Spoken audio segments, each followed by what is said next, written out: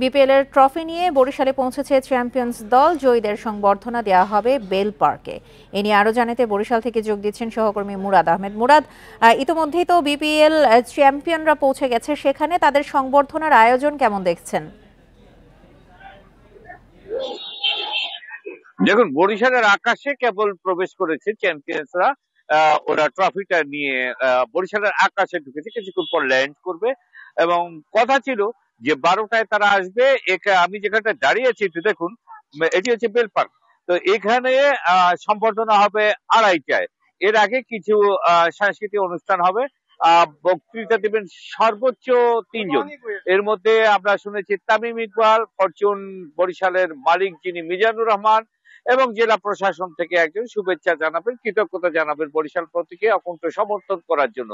তো সেই অনুযায়ী আজকে এই মাঠে আমরা দেখছি বেলা 1টার পর থেকে দূর দূরান্ত থেকে মানুষ কিন্তু এখানে এসে জমায়েত হতে শুরু করেছে। এর মধ্যে বেশিরভাগ কিন্তু স্কুল কলেজের শিক্ষার্থীরা, খুদে খুদে শিক্ষার্থীরাও কিন্তু এসেছে মিছিল করে, স্কুল থেকে মিছিল করে এখানে এসেছে।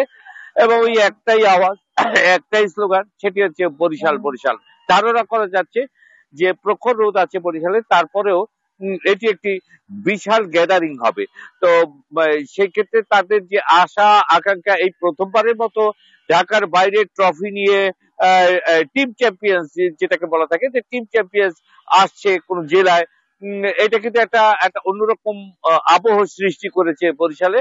তো এমনিতেই এখন চলছে শীত শেষে বসন্তের দোলা। তো সেক্ষেত্রে এটি আরো একটু যেন বেগবান হলো। শুক্রবার রাত বিনিদ্র কাটিয়েছেন বরিশালবাসী। আজকে সকাল থেকে বরিশালবাসীর মানে চ্যালেঞ্জ যেটাকে বলে, যে কোনো মানে স্বস্তি নেই, কখন আসবে সে একটা সহিষ্ণু প্রতীক্ষা। যতটুকু জেনেছি, টিম চ্যাম্পিয়ন যারা, তারা বিমানবন্দর থেকে ফরচুন বরিশালে ওখানে যাবে, সেখানে ছোট্ট একটি সম্বর্ধনা আছে। তারপর খাওয়া দাওয়া সেরে এখানে চলে আসবে। এখানে এসে খুব সংক্ষিপ্ত একটি অনুষ্ঠান হবে, তারপর তারা আবার ব্যাক করবে। এখানে কয়েকজন মুরাদ আহমেদ, আপনি তথ্য সংগ্রহ করতে থাকুন এবং বিপিএল এর চ্যাম্পিয়ন্স দলের জন্য অসংখ্য শুভকামনা।